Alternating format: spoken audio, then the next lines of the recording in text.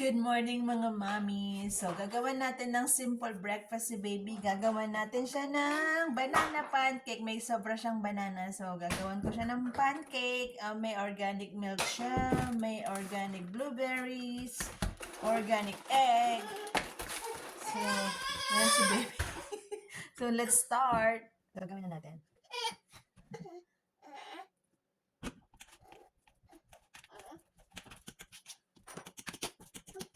Dahil mahinang kumain si Jeremiah,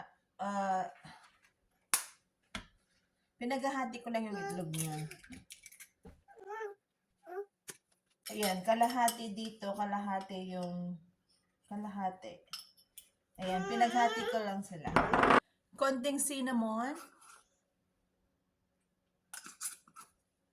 at vanilla flavor. Tapos, lagyan natin ng oatmeal. Konting oatmeal. Nakalagay pa talaga. Oatmeal.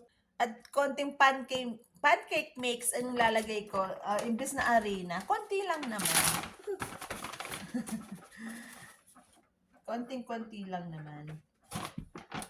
Kasi small eater si baby Jeremiah. So, hindi siya masyadong makain.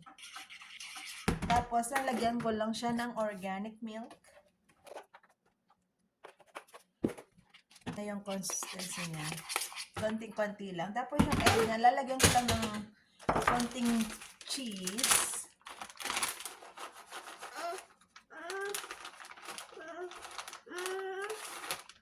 Tsaka salt and pepper. Konting salt, Himalayan salt and pepper. At konting milk.